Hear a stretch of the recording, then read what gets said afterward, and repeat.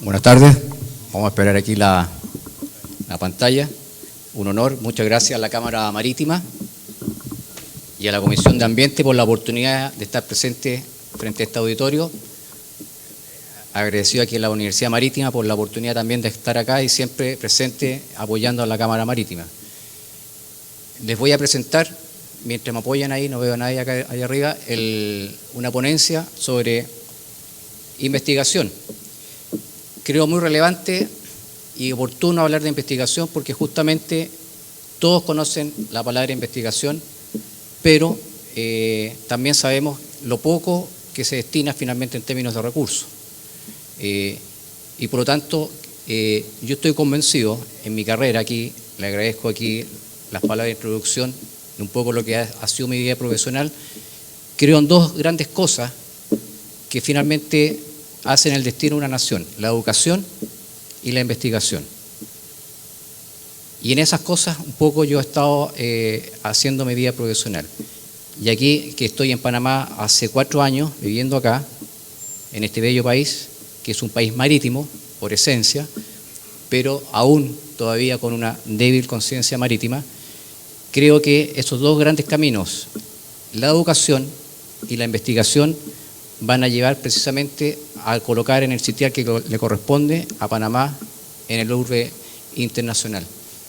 Así que yo aposté a exponerle un poco mi visión sobre investigación, que es la que les voy a compartir en unos minutos más.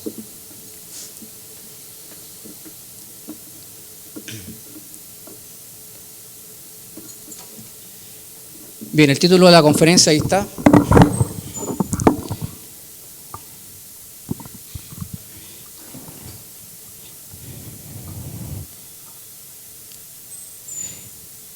Y esta es una frase que en un momento acuñé, es Chile, pero creo que es muy atingible y siempre que puedo la repito. Debemos ser capaces, profesionales, académicos, autoridades, de despertar la conciencia marítima de nuestros estudiantes, de manera que los intereses marítimos les signifiquen una necesidad e interés de desarrollo personal en beneficio del país.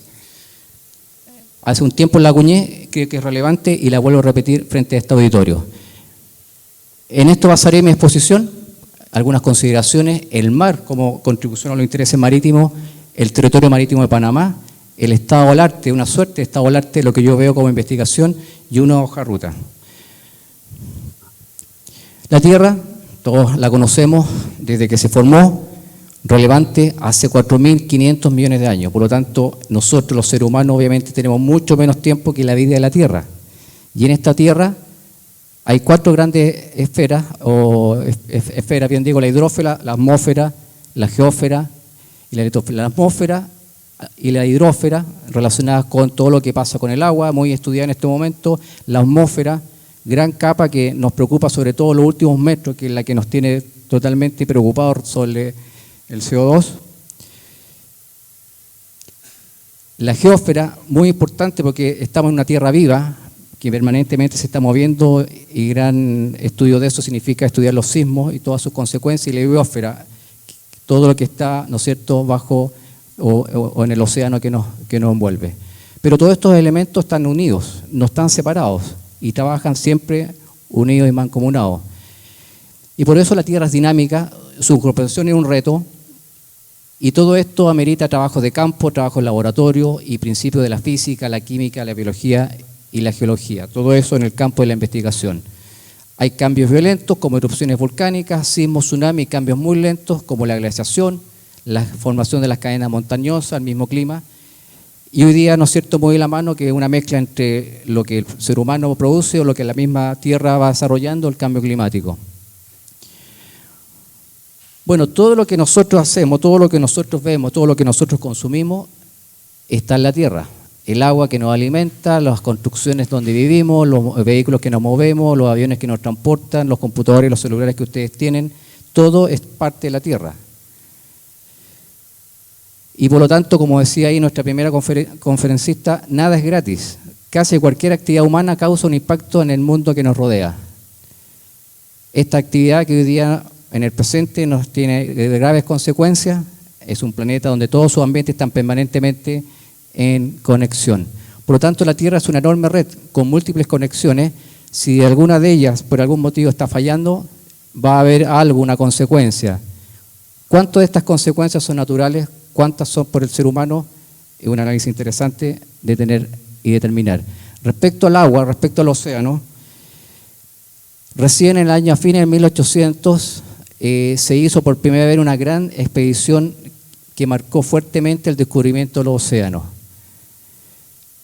Finalmente nos llevó también a desarrollar la investigación de energía, el petróleo, energía que se está desarrollando en tierra, que finalmente se estaba agotando y nos llevó a introducirnos hacia los océanos para buscar el petróleo bajo los océanos y finalmente se encuentra y nos hace desarrollar grandes construcciones donde tenemos personas que habitan ahí no solamente un día ni semanas, meses bajo el agua, bajo condiciones bastante especiales que significó todo un desarrollo de la ciencia.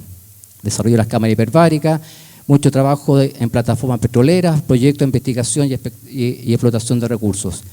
Toda una serie de cosas, de desarrollos y elementos que nos han ido permitiendo adentrarnos hacia las profundidades del océano. Para llegar hasta 500 metros con un traje que se inventó en su momento, que fue muy significativo. Y como alguien decía por ahí, una frase que nombraban a un gran personaje, Jacques Cousteau, que nos dejó un tremendo legado en la investigación que hizo en toda la época del siglo XX principalmente. Y aquí con algunas frases que yo resumo de él, porque este personaje fue una persona que desarrolló gran parte de la investigación oceanográfica, recorrió todo el mundo, recorrió todos los océanos y finalmente, al término de sus días, igual nos deja estos mensajes. El agua y el aire, los dos fluidos esenciales de los que depende la vida, se han convertido en los cubos de basura de todo el planeta. Probablemente se ha hecho más daño a la Tierra en el siglo XX que en toda la historia anterior a la humanidad. Pero gracias a él y muchos otros se han desarrollado muchos elementos de investigación que nos han permitido establecer estudios de posicionamiento en el mar, batimetría, estudios de gravimetría, magnetometría, sísmica, marina, flujo, calor, todo para poder estudiar el océano, sus profundidades, que se usan hoy día fuertemente en el transporte marítimo, donde cada día han sido más grandes los buques, la necesidad de ampliar, por lo tanto, el canal de Panamá es una muestra de eso, a accidentes que han ocurrido y la necesidad de incrementar la ingeniería oceánica. Y por lo tanto, en la actualidad se hacen muchas actividades que están relacionadas con esto que está acá, en puertos, terminales portuarios, plataformas petroleras, rescate y salvataje, mantención de muelles, actividad de investigación, de arqueología submarina, eso es lo que hoy día se hace en el mundo submarino. Pero ¿cómo el mar contribuye a los intereses marítimos de una nación? No por eso países, instituciones, marinas, armadas, tienen toda una institucionalidad que se preocupa de esto, del mar, como elemento de grandeza, como medio de desarrollo, porque las actividades marítimas contribuyen al impulso de esos intereses marítimos. ¿En qué contribuyen? En el transporte marítimo, pero no solamente en ello, en la actividad portuaria, en la actividad pesquera, en el desarrollo industrial de su economía, en las necesidades de recursos alimenticios. Por lo tanto, el mar no solo sirve como transporte marítimo, existen diferentes actividades o políticas, económicas, sociales, de investigación, que adecuadamente aprovechadas significan una gran contribución a un país. ¿Esos son los intereses marítimos? Yo me tomo una definición de muchas, pero me gusta mucho esta que dice todas aquellas actividades que desarrollan a determinado país para el aprovechamiento de los océanos, sus costas y sus aguas jurisdiccionales con los recursos naturales o artificiales que ella, el lecho y el subsuelo contengan. Y por tanto, componente de todos estos intereses marítimos están los puertos, los canales, infraestructura marítima, pesquera, industria naval, astilleros, todo eso son parte de los componentes de los intereses marítimos de un país. Ahora, hablemos del territorio marítimo de Panamá. Me gusta mucho esta fotografía porque esta franja que está acá es lo que le ha dado, ¿no es cierto?, un sustento tremendo a Panamá, que está acá, el Canal de Panamá, donde tiene una economía muy madura y desarrollada y reconocida internacionalmente, pero que Panamá es mucho más que el Canal de Panamá en términos marítimos. Panamá está rodeado por mar, ¿no es cierto?, por ambos lados, y si lo vemos en un contexto global, justamente la unión de dos grandes océanos. Hay una gran relevancia de Panamá como país marítimo. Y además Panamá, el territorio marítimo representa casi 5 veces lo que es el territorio terrestre, 75.000 kilómetros cuadrados versus casi 340.000 kilómetros cuadrados de superficie marítima. Así fue como el año 2018 se fija la línea de bases para medir la anchura del territorio marítimo. Es decir, se fija esta línea que está acá, esta verde, para determinar la anchura donde Panamá por derecho internacional marítimo tiene el derecho hasta 200 millas de aquí para acá. Si medimos de aquí para acá, no hay 200 millas. Y si medimos de aquí para acá, al extremo más ancho, tampoco hay 200 millas. Panamá antes fijó estos límites marítimos en algún momento. Y por lo tanto esto queda para otro debate en algún momento poder determinar si Panamá puede acceder en algún momento a su mayor anchura respecto al derecho internacional marítimo. Pero importante porque acá están las aguas de Panamá que tiene que preservar, conocer y estudiar, puesto en una imagen de 2 dimensiones. Si la ponemos en una imagen de 3 dimensiones, esto es una necesidad que debemos estudiar. Acá tenemos la zona de pesquería, pero debemos ser capaces de ir más allá y poder llegar a mayor profundidad, conocer lo que tenemos y, si viene cierto, explotarlo con sustento y sostenibilidad. Lo mismo que los recursos que están bajo el agua, en el fondo marino, poderlos conocer y explotar. Nueva imagen, ¿no es cierto?, tridimensional, donde tenemos el territorio marítimo, aquí 2 zonas, ¿no es cierto?, que se han dado protegidas, importantes, y aquí tenemos nuevamente este mapa que nos muestra algo del relieve submarino de Panamá. Pero, si no fuesen importantes los intereses marítimos, ¿por qué otros países, como por ejemplo Ecuador, han luchado, ¿no es cierto?, internacionalmente para tener tanto espacio marítimo? Por ejemplo, aquí está Panamá, aquí está el área de Ecuador. Otra imagen que muestra lo mismo. Y aquí mostramos la complejidad del derecho internacional respecto a los límites. Aquí por el lado del Atlántico, ¿no es cierto?, el agua del Caribe, vemos la complejidad respecto a los límites marítimos de los países que están por el norte. Fíjense el área marítima de Colombia respecto a la de Panamá. Fíjense aquí Costa Rica. Todos los aspectos que en algún momento cada uno ha tenido que velar o no velar, o poner antecedentes o no poner antecedentes ante la comunidad internacional para poder defender sus derechos marítimos. El área de México o el área de Chile, que es uno de los países que tiene una gran jurisdicción marítima a nivel internacional. Bueno, un poco el arte de la investigación marina. Yo coloco algunas situaciones. Algunos grandes líderes mundiales, en el caso de John Kennedy en 1961, que dice: nuestra sociedad entera descansa sobre nuestra agua, nuestros bosques y nuestros minerales. Pensamiento de principio de 1960. Bueno, ¿qué ha pasado de 1960 hasta la fecha? La población del mundo se ha doblado, el uso de los fertilizantes se ha triplicado para producir alimentos, el uso de energía se ha triplicado, se ha cuadriplicado el número de automóviles, la energía nuclear ha crecido también una enormidad. La cantidad de CO2 en la atmósfera ha crecido más de un 15%, los bosques húmedos del planeta se han reducido a una tercera parte, sobran informes sobre explotación de recursos de la tierra, escuchamos permanentemente la desaparición de algunas especies, etc.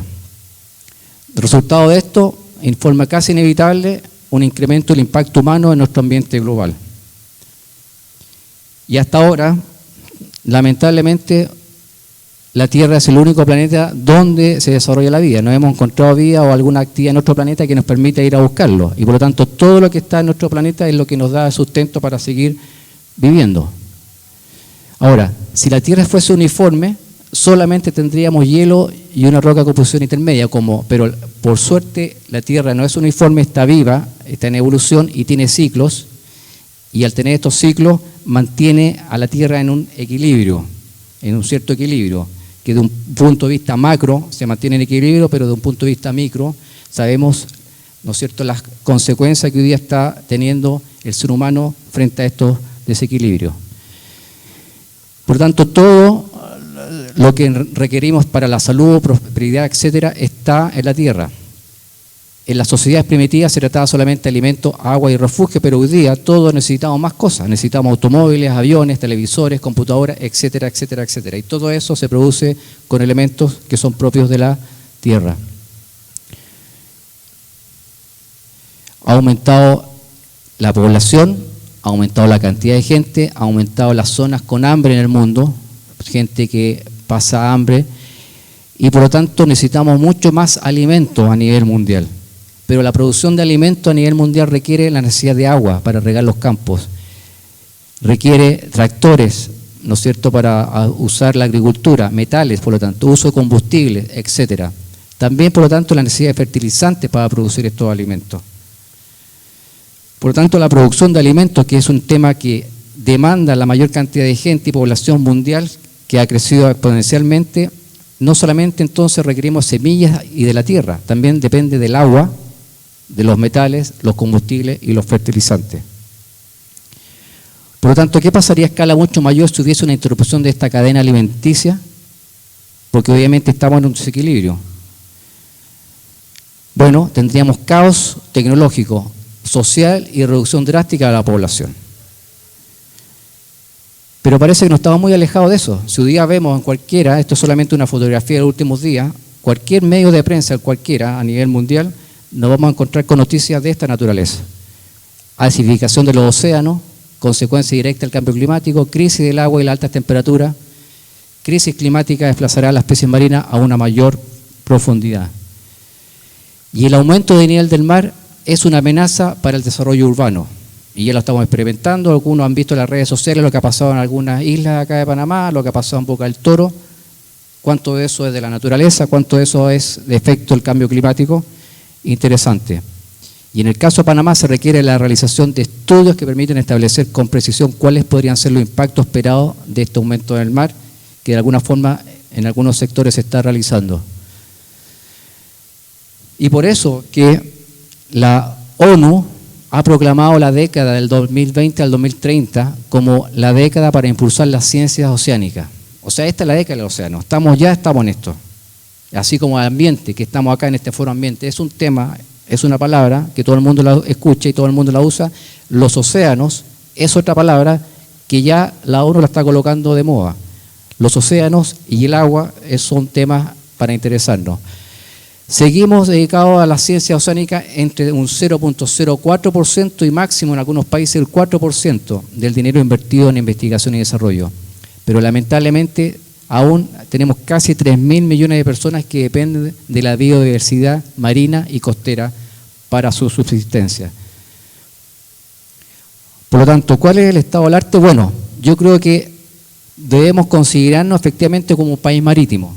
No podemos negar la calidad, ¿no es cierto?, y la consideración de Panamá como país marítimo. Pero, entonces, siguiente pregunta, ¿cuáles son las normas e instituciones que nos rigen? Bueno, aquí tenemos las instituciones, las nombro. Tenemos una, la Autoridad Marítima de Panamá, cuya principal responsabilidad tiene que ver con el tránsito, el tráfico marítimo, ¿no es cierto?, y la línea de los buques, que tiene 20 años de vida aproximadamente. Tenemos el Ministerio de Medio Ambiente, por acá conversamos con algunos colegas, donde tenemos la Dirección de Puertos, que tiene, ¿cuántos años de vida tiene la Dirección de Puertos? 5 años, 4 años, por ahí tengo entendido. Ya, es una institución joven, donde tiene una dirección de cultura, tiene departamentos que trabajan en esto, pero es una institución joven que está participando con mucha energía en esto, con un gran equipo, pero indudablemente requiere mucho más para continuar en ello. Y el 2006, que se constituyó, ¿no es cierto?, la ARAP, la entidad también que se preocupa de las competencias de los recursos marinos costeros, la acuicultura, la pesca y las actividades conexas, donde es la institución cuya cultura productiva y social tiene que ver con los recursos acuáticos, que tiene una dirección de investigación, donde en la actualidad esta dirección se encarga del desarrollo de investigación en los recursos acuáticos en su interacción, o sea, tiene definido hacer investigación. Y además tiene la labor de trabajar con las universidades, con los centros de investigación. Y ahí es donde hay un desafío, porque obviamente los equipos propios de estas instituciones son pequeños, están con mucha energía, pero con presupuestos limitados, y por lo tanto se requiere el compromiso de más instituciones, entidades privadas, ONG y otras, digamos, que puedan ser parte de desarrollar la investigación. Menciono algunas líneas estratégicas de la ARAP interesantes: desarrollar sectores relacionados con el uso sostenible de los recursos, fomentar la productividad, trabajar en estrecha relación con la entidad del Estado, el sector privado y la sociedad civil. Y por lo tanto, en este foro es un ejemplo cómo entidades como ARAP deben, ¿no es cierto?, seguir desarrollando este tipo de cosas. Sigo con los temas. Panamá es un país geológico, está en una suerte de formación geológica compleja, tiene ahí un país montañoso, por eso que su asentamiento humano está en las zonas bajas. Ahí me están haciendo señas ya. Es un país que es vulnerable a tsunami.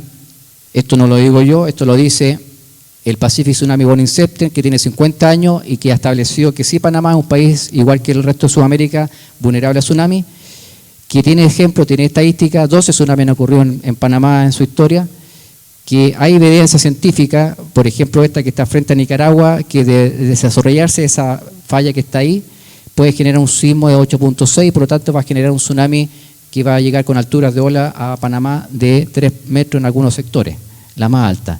Y por eso es que existe un proyecto de IPECO que se desarrolló en Panamá, en Centroamérica y en Panamá también, donde participaron instituciones del Estado y que finalmente a mí me tocó trabajar de consultor para desarrollar toda una hoja de ruta para trabajar en esto.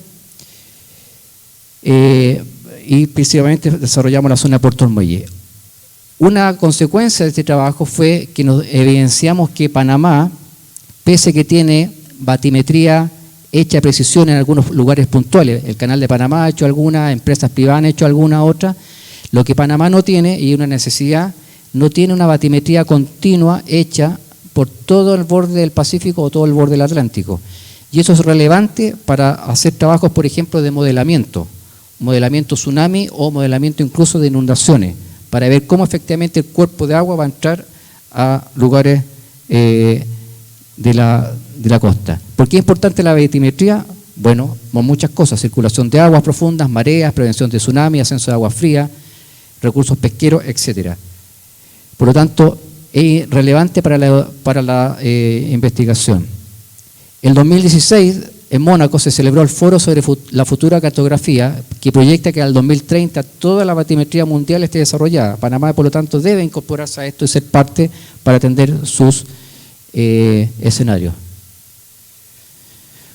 Aquí está un poco lo que se ha hecho respecto a tsunamis. Se hizo un trabajo interesante en la zona sur, en la zona de Puerto Muelle, apuntando a eso. Y finalmente, un poco hoja ruta, bueno, ¿qué hacer? Yo solamente pongo un ejemplo. Se creó en su momento en Chile el CONA, que es el Comité Oceanográfico Nacional, que es una entidad coordinadora pública, cuya principal función es coordinar las instituciones que efectúan investigación y actividades relacionadas con las ciencias del mar. Se integró por 9 instituciones en su momento y hoy día la forman más de 30. ¿Quiénes la forman? Todas las universidades que hacen investigación marina, todas las entidades públicas que hacen investigación marina y todas las entidades ONG o entidades privadas que están en esto. Ahí me están parando. No va a ser solamente temas biológicos, sino que incorporar temas físicos, en fin. Para que hacer investigación en temas que el país requiere, en temas oceanográficos para prevención de desastres, que los paso rápidamente, hacer investigación, como fue el caso de Chile, que partió la investigación en el año 71 y hoy día, el año 2020, exporta investigación marina. Este es una especie de ARAP en Chile, que está desarrollando un segundo buque de investigación para hacer análisis investigativo. Este es un portal abierto que Chile tiene con toda la investigación marina que hace y que está abierto a la comunidad internacional, a quien quiera, para que pueda acceder a este portal y acceder a los datos que existen ahí. Por lo tanto, debemos comprender este activo panameño como algo que requiere las competencias de todos e incentivar la investigación y los estudios marinos y el desarrollo sostenible y sustentable de sus recursos. Hacer línea de investigación, la menciono. Aquí hay unos proyectos de investigación que se pueden hacer interesantes, que muchos de ellos hay mucho avanzado. Estudio oceanográfico, no solamente la bahía de Ciudad de Panamá, el resto de las ciudades en Panamá. Crear ciencia del mar en las universidades, algunas la tienen, aquí la UNMIP es un ejemplo, pero crear licenciaturas, y es un trabajo conjunto de las universidades, del CRUB, del Consejo Rectores, que finalmente permitan aumentar el número de profesionales que finalmente van a trabajar en toda esta instancia.